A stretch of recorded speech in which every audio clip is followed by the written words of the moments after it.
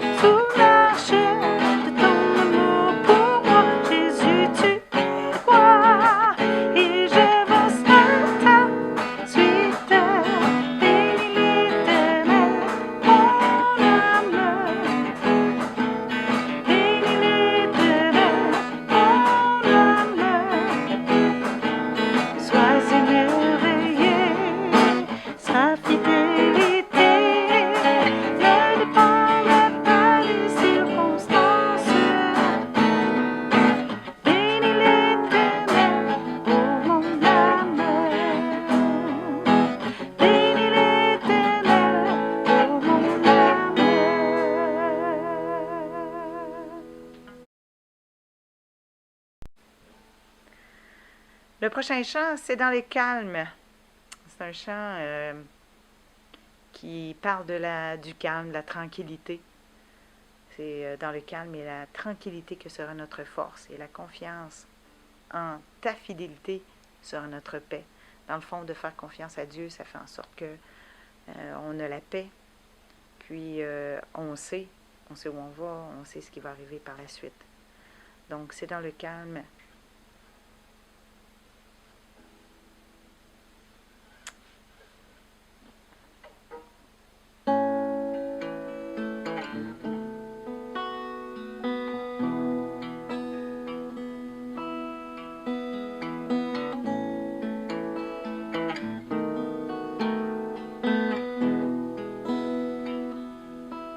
C'est dans le calme et la tranquillité que sera notre force. Et la confiance en ta fidélité sera notre paix. C'est dans le calme et la tranquillité que sera notre force. La confiance en ta fidélité sera notre paix. Nous avons tant de peine à croire en tes promesses et à ne pas compter sur nos propres efforts. C'est dans le calme et la tranquillité que sera notre force.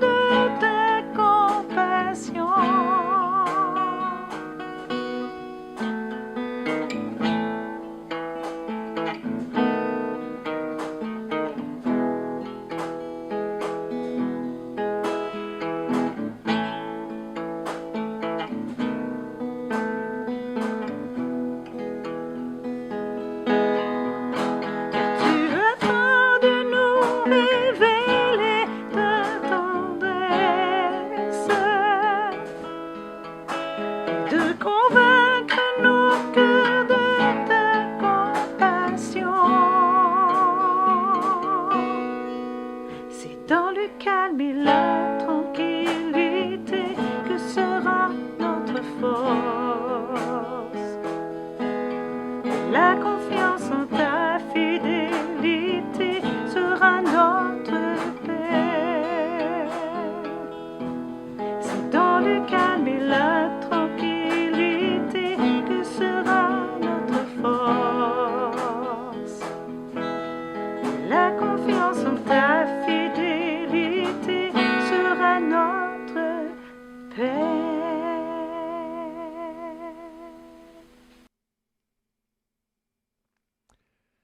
Alors bonjour chacun, chacune et bienvenue en ce dimanche 3 mai. Donc, premier dimanche de mai en cette année 2020. Et quelques annonces donc avant d'aller au message de la parole de Dieu. Donc, on a reçu des courriels cette semaine. Merci Marie-Josée pour ton travail. Vraiment, là, c'est ça à coche. On reçoit des bons courriels, on est bien informé de ce qui se passe. Et entre autres, je veux juste attirer votre attention, pas sur l'ensemble des messages là, qu'on a reçus, mais deux annonces en particulier. Dorénavant, bon, les réunions de prière, en tout cas jusqu'à nouvel ordre, se font avec Zoom, la plateforme Zoom. Donc, ça permet de se réunir virtuellement sans problème. Là. Ça se fait bien à date. En tout cas, nos réunions du conseil, on les fait comme ça aussi. Et également, vous avez eu l'information que le dimanche 17 mai, donc la réunion d'affaires annuelle de l'Église se tiendrait à 18h30 avec la plateforme Zoom également. C'est une plateforme qui permet de faire la réunion de façon très conviviale, de faire des votes anonymes sans aucun problème. Alors, on l'a vécu avec le camp Patmos. Nos réunions du conseil, on les tient avec ça depuis quelque temps. Et donc, je veux vous encourager. Zoom a eu des problèmes au niveau de la sécurité, mais fin avril, ils ont apporté des correctifs, puis ils continuent à en apporter au fur et à mesure donc, que le temps avance. Et c'est tout à fait normal dans le domaine informatique. Donc voilà, je voulais vous informer de ces choses-là. Et pour la réunion annuelle, la réunion d'affaires annuelle, tout ce que ça va vous prendre, c'est soit un téléphone, une tablette, un ordinateur, laptop ou peu importe, une colonne, pour vous connecter, mais ça va prendre un moyen par personne. Donc si vous êtes deux membres dans la famille, par exemple l'homme et la femme, bien, idéalement, ça va vous prendre deux appareils pour pouvoir voter les deux indépendamment.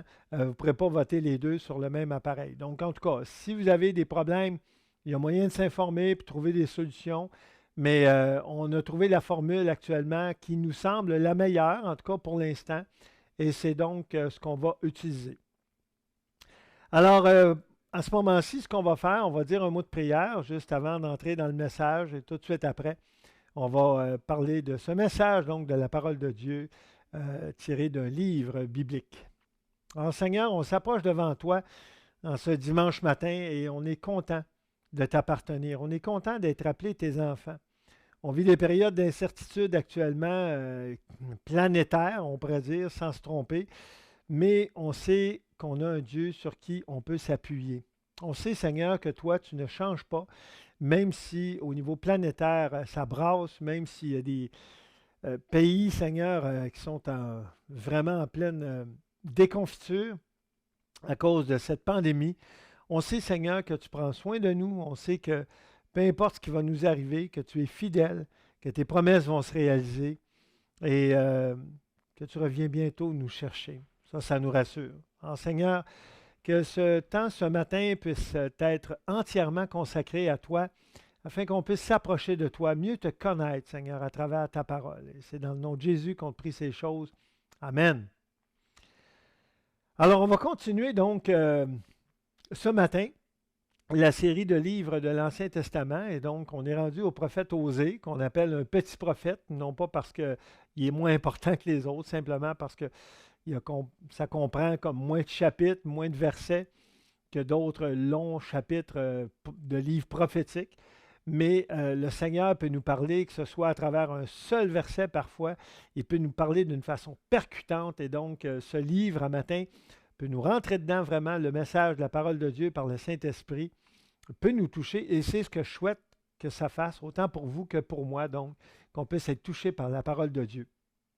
Ce livre de Osée, on pourrait le résumer de la façon suivante. Donc, c'est vraiment une histoire d'amour inconditionnel et de compassion d'un homme pour sa femme, à l'exemple de ce que Dieu fait pour son peuple.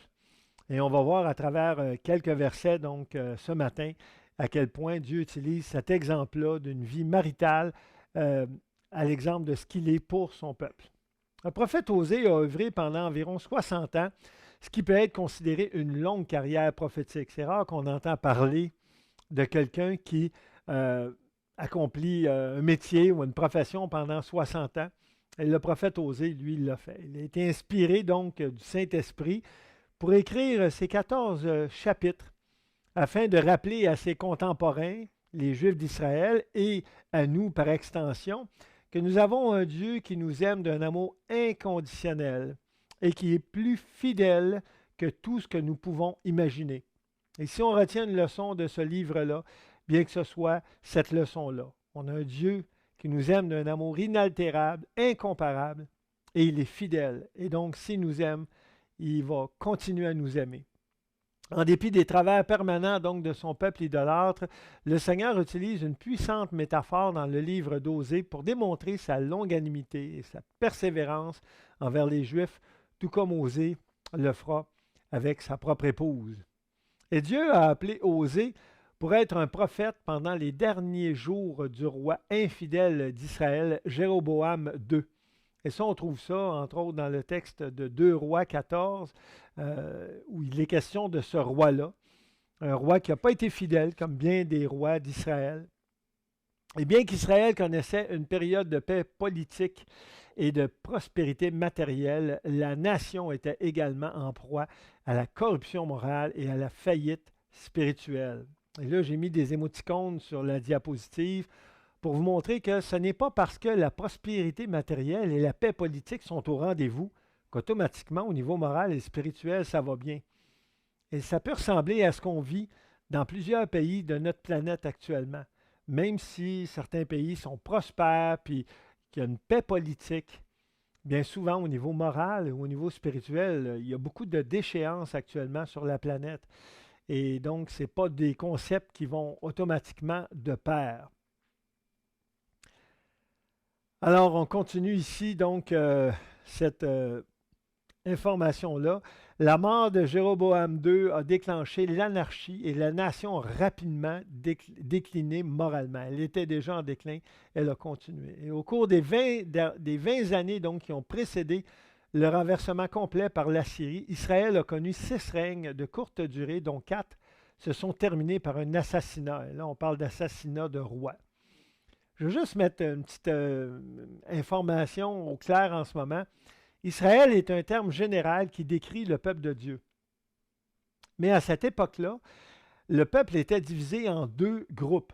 Il y avait Israël au nord et Juda au sud. Et donc, c'était une répartition qui s'était faite depuis la succession du roi Salomon. Donc, après le roi Salomon, le peuple a été divisé en 2. Et en général, dans ce message-là, donc quand je vais parler d'Israël, je parle de ce groupe de croyants juifs, en tout cas, ils n'étaient pas tous croyants, mais en tout cas de juifs, donc, du peuple de Dieu qui appartenait aux tribus du Nord, versus Juda, donc qui était le groupe de juifs qui appartenait aux tribus du Sud. Et donc, c'est important de comprendre le concept parce que ce n'est pas toujours évident. Des fois, on se dit, mais voyons donc, c'est Israël, c'est quoi ça veut dire au juste? C'est ce que ça veut dire dans le contexte du message d'aujourd'hui. Dans la Bible, l'Éternel utilise souvent des situations tirées de la vie quotidienne afin d'exprimer sa volonté à ses enfants. Et ici, c'est à travers la symbolique d'un mariage qu'il le fait. Cette symbolique est évidente lorsqu'au début du livre, le Seigneur demande au prophète de marier rien de moins qu'une prostituée.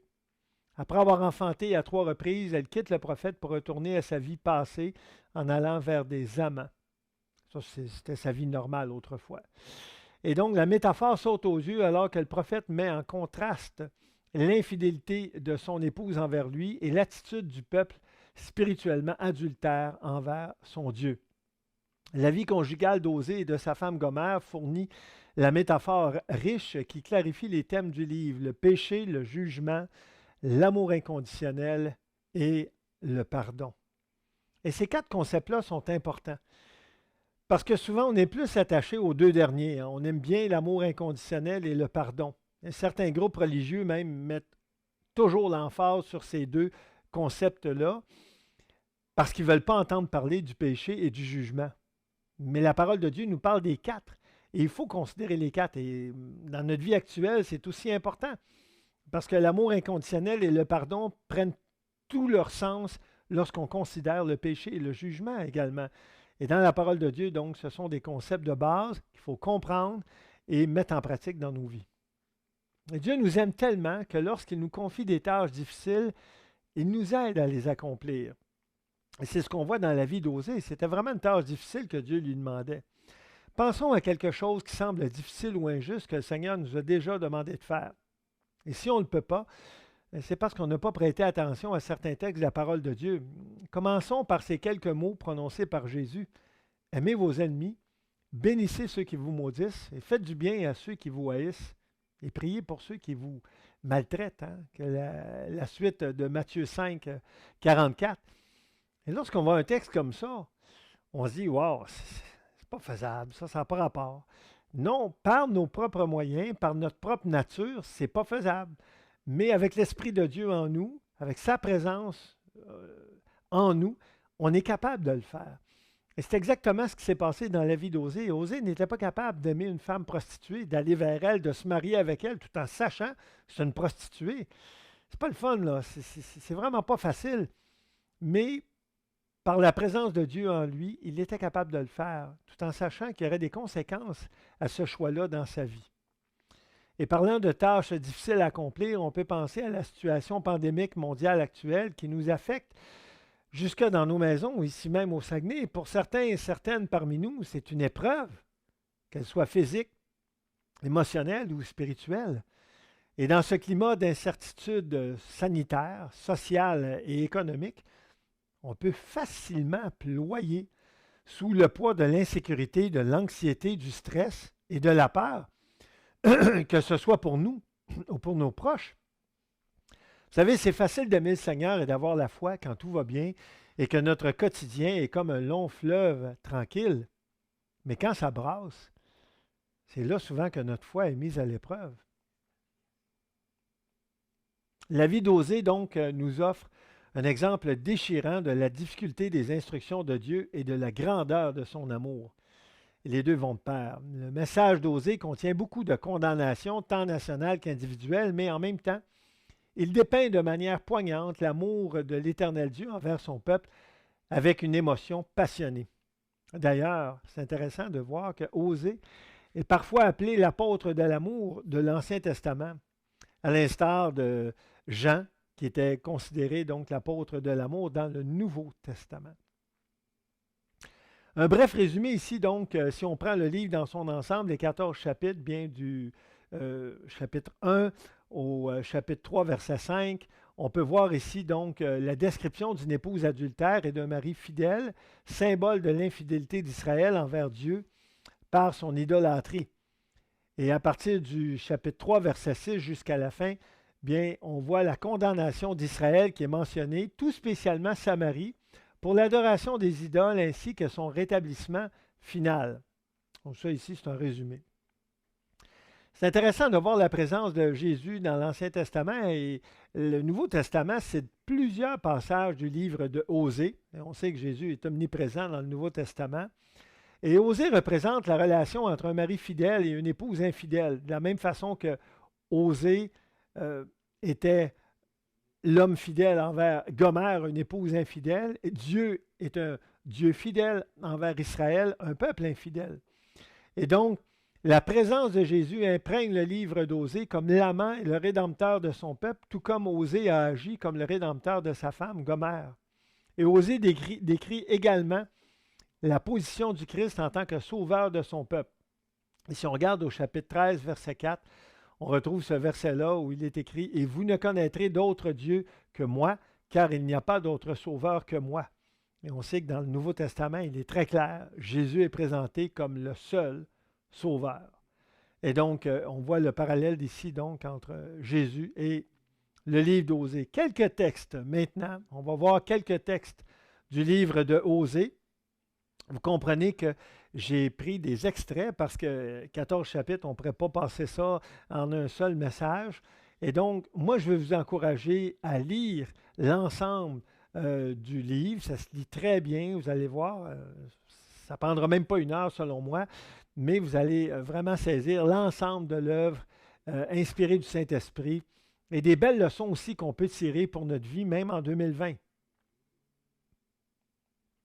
On débute dès le chapitre 1, donc verset 2, la parole de Dieu donc, qui est adressée envers le prophète, et ça dit, la première fois que l'Éternel adressa la parole à Osée, l'Éternel lui dit, va, prends une femme prostituée et des enfants de prostitution, car le pays se prostitue, il abandonne l'Éternel. Et là, réellement, là, j'ai mis un petit commentaire, ouf, quelle mission! Peut-être que l'image ne révèle pas tout à fait ce qu'était Gomère pour Osée, mais une prostituée, ce n'était pas quelque chose qui était une mission agréable à penser, donc pour un homme de marier une prostituée, parce qu'elle n'appartenait pas à personne. Elle avait connu plusieurs hommes et il y avait des forts risques de récidive également donc, dans sa vie, parce que c'est tout ce qu'elle avait connu, peut-être depuis des années. Et on continue au verset 3 et 4, donc ça dit que Osée est allé, prit Gomère, conçut et lui enfanta un fils. Et l'Éternel lui dit, appelle-le du nom de Jizréel, car encore un peu de temps, et je châtirai la maison de Jéhu pour le sang versé à Jizréel. Je mettrai fin au royaume de la maison d'Israël. Et Jizréel signifie littéralement Dieu va répandre ou Dieu va éparpiller, ce qui est une prédiction du jugement à venir de Dieu envers Israël.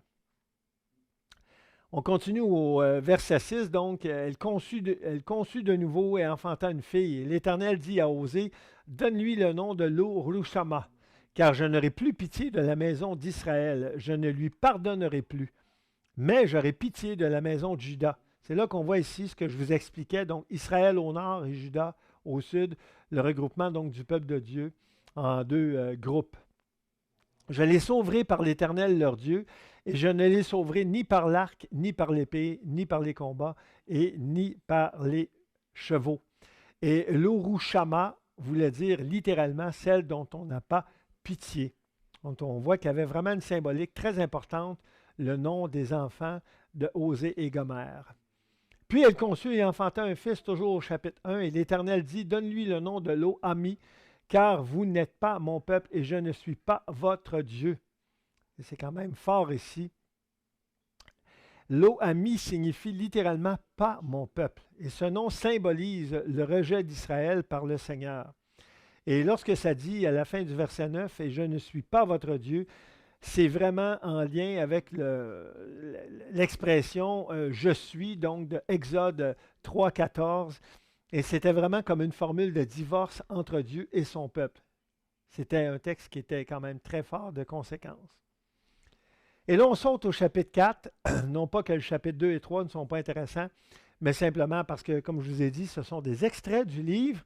Et il est écrit ici, mon peuple est détruit parce qu'il lui manque la connaissance. Puisque tu as rejeté la connaissance, je te rejetterai et tu seras dépouillé de mon sacerdoce. Puisque tu as oublié la loi de ton Dieu, j'oublierai aussi tes enfants. Wow, c'est pas rien là ici. Donc on voit ici que Dieu réagit vraiment à ce que le peuple faisait. Le peuple avait rejeté Dieu, avait rejeté sa parole, avait rejeté la connaissance de Dieu. Et en réaction, Dieu rejetait le peuple. Le peuple avait oublié la loi de Dieu. Et Dieu, en réponse, lui dit, j'oublie aussi tes enfants. C'était l'époque de la loi. Mais on voit que Dieu, on ne peut pas faire n'importe quoi puis espérer qu'il n'y aura pas de réaction. Dieu réagit à ce qu'on fait. Dieu réagit à ce qu'on dit. Et il réagit aussi à ce qu'on ne fait pas puis à ce qu'on ne dit pas. Toujours au chapitre 6. Donc, c'est-à-dire rendu au chapitre 6, donc verset 1, il est écrit, venez, retournons à l'Éternel, car il a déchiré, mais il nous guérira, il a frappé, mais il bandera nos plaies. Il nous rendra la vie dans 2 jours, le 3e jour, il nous relèvera, et nous vivrons devant lui. Wow! Quelle grâce! Retournez au Seigneur.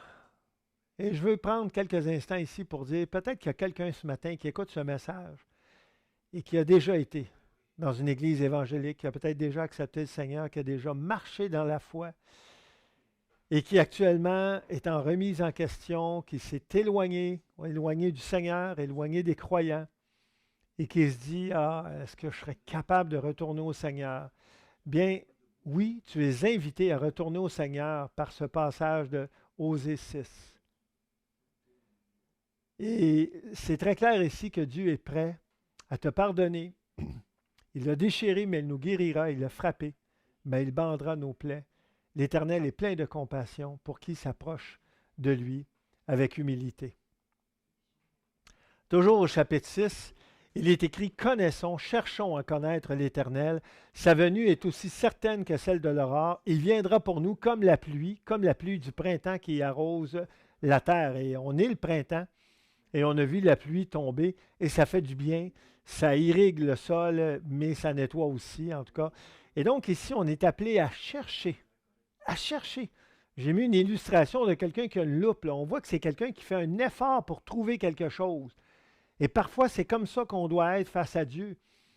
Et ça parle de sa venue. Et on sait qu'à travers Jésus, il est venu, donc plusieurs années après ce livre de Osée. Mais on voit dans le Nouveau Testament aussi qu'il est question de la venue, donc du retour de Jésus, de sa deuxième venue. Et voici ce qu'il est écrit dans Jean 14, que votre cœur ne se trouble point, croyez en Dieu et croyez en moi. Et c'est Jésus qui parle ici. Il y a plusieurs demeures dans la maison de mon Père. Si cela n'était pas, je vous l'aurais dit. Je vais vous préparer une place et lorsque je m'en irai, lorsque je m'en serai allé, c'est-à-dire, et que je vous aurai préparé une place, je reviendrai et je vous prendrai avec moi afin que là où je suis, vous y soyez aussi. Et donc, je fais le lien ici avec le passage de Osée 6, où il était question de la venue du Seigneur, donc parmi les siens. Et on sait qu'il est venu à travers Jésus dans le Nouveau Testament, c'est très clair. Mais on sait également que Jésus nous a promis de revenir nous chercher et il revient bientôt. Alors, je veux vous encourager à ce que votre espérance soit aussi fondée sur un passage comme ça, qui nous rappelle que le Seigneur va revenir nous chercher. Alors, si ça ne va pas bien en ce moment, dites-vous que le meilleur est à venir. Ce n'est pas ici-bas qu'on va construire notre vie éternelle. Ça s'en vient. Et c'est pour bientôt. Toujours au chapitre 6, donc, de Osée, un texte sur la miséricorde et la connaissance de Dieu toujours. Et c'est un texte qui est intéressant. Il est cité à 2 reprises dans Matthieu 9 et Matthieu 12 dans le Nouveau Testament. Il est écrit « Car j'aime la miséricorde et non les sacrifices et la connaissance de Dieu plus que les holocaustes. » Alors ici, il faut comprendre que Dieu veut vraiment voir le cœur plus que des actions extérieures. Et donc, la miséricorde, c'est une action qui vient du cœur et qui fait du bien aux autres. Et la connaissance de Dieu passe par la parole de Dieu. On aurait beau dire, je connais Dieu, oui, mais connais-tu sa parole? Non, ben, oublie ça, là. Je veux dire, c'est complètement farfelu. J'ai déjà entendu des personnes me dire, ah, je connais Dieu, puis ils ne connaissaient pas la parole de Dieu. Et lorsqu'ils me parlaient de Dieu, c'était un Dieu tel qu'il le concevait. Et donc, ça ne correspondait pas du tout au Dieu de la Bible. Si on veut connaître le Dieu de la Bible, on doit connaître la Bible parce que c'est la Bible qui le révèle. Et donc, je veux vous encourager, particulièrement à travers cette période de pandémie et d'isolement, de confinement à la maison, profitons-en chacune pour méditer, pour lire la parole de Dieu, pour apprendre à mieux connaître Dieu. C'est nous qui allons être les grands gagnants de cela parce qu'on va mieux connaître Dieu. Au chapitre 10, il est question ici de chercher l'Éternel. Donc, on voit que c'est des thématiques qui reviennent beaucoup dans le livre d'Osée, chercher, connaître. Et donc, ici, il est écrit « semer selon la justice, moissonner selon la miséricorde », encore des thèmes de base, la miséricorde qu'on voyait précédemment. « Défrichez-vous un champ nouveau, et il est temps de chercher l'Éternel jusqu'à ce qu'il vienne et répande pour vous la justice. » Et là, on voit l'image que j'ai mise. Donc, c'est quelqu'un à droite, il y a un beau champ. On imagine un champ nouveau. Et à gauche, c'est pas très beau. Ça représente le passé. Vous avez cultivé le mal, moissonné l'iniquité, mangé le fruit du mensonge, car tu as eu confiance dans ta voix. Et donc, on voit ici la symbolique d'une vie passée sans le Seigneur et une vie nouvelle avec le Seigneur. Et les Écritures nous disent que nos voies ne sont pas les voies de Dieu. Et donc, on doit vraiment chercher à vivre dans ses voies, à connaître ses voies. C'est par la parole de Dieu qu'on va les connaître, donc afin de se défricher un champ nouveau. Chercher l'Éternel jusqu'à ce qu'il vienne. Et ici, je veux faire une petite pause dans mon message. Tout à l'heure, je parlais de personnes qui pourraient revenir au Seigneur. Là, je parle à quelqu'un qui ne connaît pas le Seigneur. Le passage précédent parlait de chercher Dieu. Et il est temps de chercher l'Éternel. Si tu cherches le Seigneur, peux-tu affirmer que tu le connais personnellement, toi qui écoutes ce message de la Bible? Les Écritures disent qu'on peut connaître Dieu comme son sauveur personnel par le Seigneur Jésus, son Fils unique. C'est lui, Jésus, qui nous donne accès au Dieu créateur par son sacrifice à la croix, qu'il a fait pour nous réconcilier avec Dieu. Et dans Romains 10, 9, la Bible dit ceci: « Si tu confesses de ta bouche le Seigneur Jésus, et si tu crois dans ton cœur que Dieu l'a ressuscité des morts, tu seras sauvé. » Et je veux faire cet appel au salut. Si quelqu'un qui écoute ce message ce matin n'a pas la conviction d'être sauvé, ce n'est pas sauvé parce qu'il a fait des bonnes choses. Ça le dit ici. Parce qu'il a confessé le Seigneur Jésus et parce qu'il a cru dans son cœur que Dieu l'a ressuscité des morts. Autrement dit, qu'il a la foi. Mais une foi qui sauve, bien tu peux être sauvé pour le temps et l'éternité. Et si tu crois cela, il y a deux verbes ici, donc super essentiels, confesser et croire.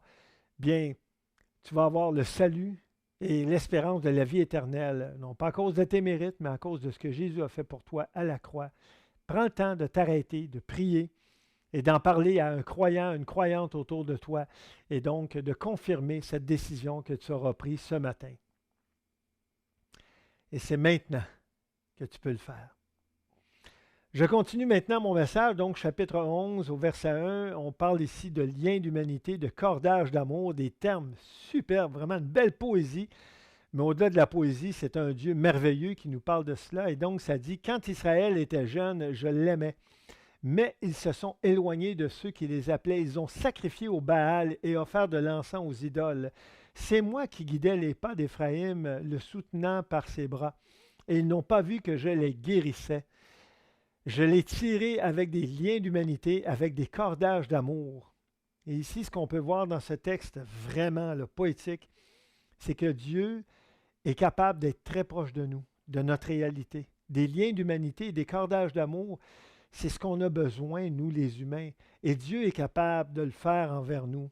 Et je vais vous encourager à vous laisser bercer, à vous laisser toucher par ces liens d'humanité, par ces cordages d'amour que Dieu veut nous tendre. On en a toujours besoin. Toujours au chapitre 11, un peu plus loin, on voit que Dieu n'agit pas comme les hommes. Il est écrit ici: « Mon cœur s'agite », et là c'est Dieu qui parle, « Mon cœur s'agite au-dedans de moi. Toutes mes compassions sont émues. Je n'agirai pas selon mon ardente colère. Je renonce à détruire Éphraïm, car je suis Dieu et non pas un homme. Je suis le saint au milieu de toi. Je ne viendrai pas avec colère. » Et ça, c'est un texte qui est rassurant. Quelle grande vérité! Dieu est Dieu, il n'est pas un homme. Souvent, on imagine Dieu comme nous, finalement. On se fait un Dieu à notre image, à notre hauteur, à notre grandeur. C'est faux! Et parce qu'il est Dieu, il est capable de retenir sa colère dans des situations où un humain serait absolument incapable de le faire. Et peut-être qu'il y a certaines personnes parmi nous ce matin qui se disent: « Ah, c'est trop grave ce que j'ai fait, Dieu ne pourra jamais me pardonner. » La réalité, c'est qu'un humain ne serait pas capable peut-être de te pardonner. C'est trop grave pour un humain, mais pas pour Dieu. Et rappelle-toi que Dieu n'est pas un homme, comme c'est écrit dans ce versets 8 et 9 donc, du chapitre 11 du livre de Osée. Une grande vérité qu'on doit s'approprier. Au chapitre 13, verset 4, un passage qu'on avait vu dans les textes, dans les diapositives préalables, donc, il est question ici du salut, en fait, du Sauveur. Dieu est le seul Sauveur, par Jésus, son Fils unique. On le voit dans le Nouveau Testament. Le texte qui dit donc: « Et moi, je suis l'Éternel ton Dieu. Tu ne connais d'autre Dieu que moi, et il n'y a de Sauveur que moi. » Et l'image est très signifiante pour moi. On voit ici quelqu'un qui n'est pas capable de nager par lui-même, n'est pas capable de s'en sortir par lui-même. Et c'est le Seigneur qui lui tend la main et qui le sort de l'eau. Et peut-être qu'il y a des personnes ce matin qui ont besoin de se faire sortir comme ça de leur marasme, de leurs problèmes, de leurs péchés, de leur vie tout croche. Et je veux vous encourager à mettre votre confiance dans le Seigneur et à accepter qu'il tend la main vers vous pour vous sauver. Toujours au chapitre 13, il est écrit, donc, ce qui cause ta ruine, Israël, c'est que tu as été contre moi, contre celui qui pouvait te secourir. Pensez-y, il y a une grande vérité ici. Tu es en train de te noyer, puis il y a un sauveteur sur le bord de la piscine, puis toi, tu insultes le sauveteur. Ça ne fit pas. C'est exactement ce qu'on a fait envers Dieu. On était en train de mourir et on insultait Dieu par notre vie, mais lui, il est venu nous secourir parce que c'est le seul qui pouvait nous secourir. C'est comme ça que Dieu est exceptionnel.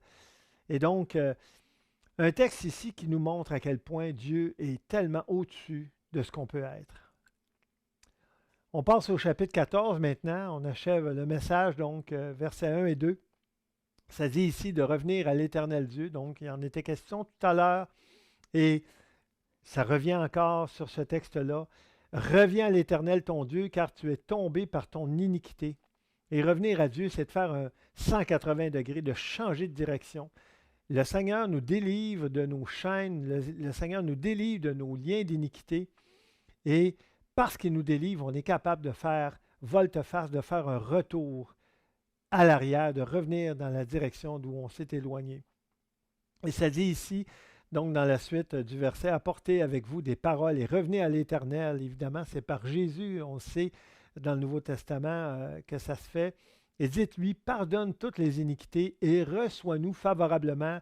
Nous t'offrirons l'hommage de nos lèvres. 2 fois ici dans le texte, ça dit de revenir à Dieu. Et je fais vraiment un appel à toi qui écoutes ce matin. S'il y a quelqu'un qui n'est pas convaincu, le texte est très clair. Et ça fait plusieurs textes d'Osée qui nous parlent d'un retour à Dieu. Reviens au Seigneur. N'attends pas. Il est prêt à t'accueillir. Il est prêt à te pardonner. Peut-être que les gens autour de toi ne seront pas prêts à le faire. Mais commence par l'essentiel. Viens au Seigneur, par Jésus, et confesse-lui tes iniquités. Et il va te pardonner parce qu'il est capable et il veut le faire. Et toujours au chapitre 14, donc, verset 3, il est écrit, « Nous ne dirons plus à l'ouvrage de nos mains notre Dieu, car c'est auprès de toi que l'orphelin trouve compassion. Je réparerai leur infidélité, j'aurai pour eux un amour sincère, car ma colère s'est détournée d'eux. » Et c'est ça la beauté du Seigneur. Il est capable de réparer notre infidélité.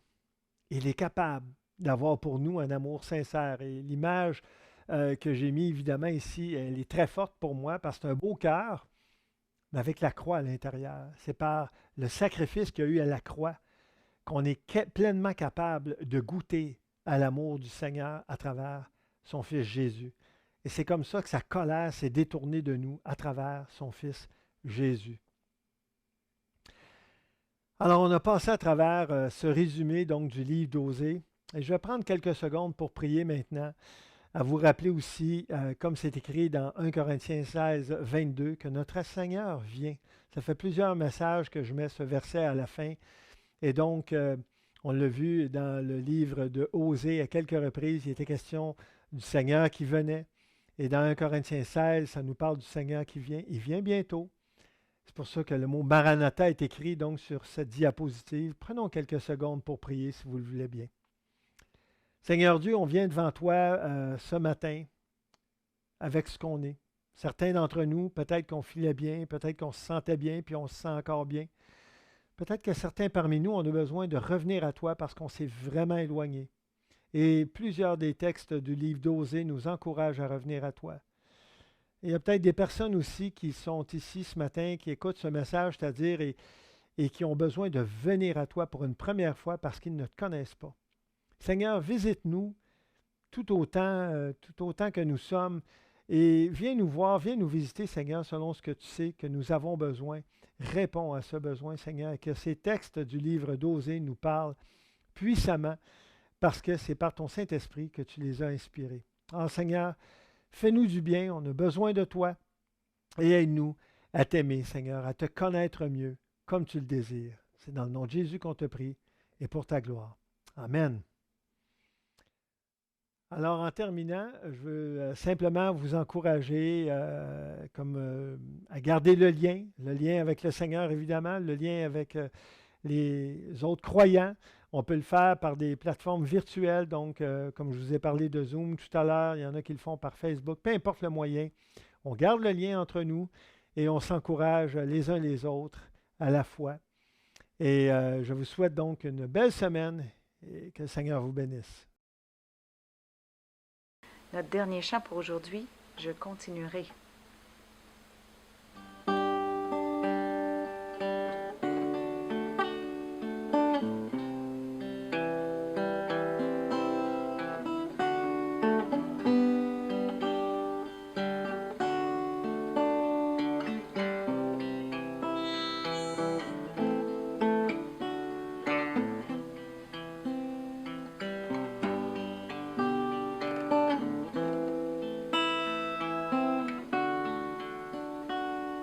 Dans ce désert de lassitude, où mes pas m'ont amené quelque part où je ne sais, j'ai dû lâcher ta main. Dans ce silence, je veux me taire et retrouver ta voix. Je continuerai à t'adorer, car tu m'as aimé le premier. Malgré mes doutes et mes questions, tu restes le même. Je continuerai à te louer, à compter sur ta fidélité. Dans le désert ou l'abondance, tu m'accompagnes. Dans ma détresse, ma solitude, je sais que tu es resté. Ce n'est pas toi qui m'as laissé, je voudrais revenir. Dans ce silence, je veux me taire et retrouver ta voix. Je continuerai à t'adorer, car tu m'as aimé le premier. Malgré mes doutes et mes questions, tu restes le même. Je continuerai à te louer, à compter sur ta fidélité. Dans le désert ou l'abondance, tu m'accompagnes.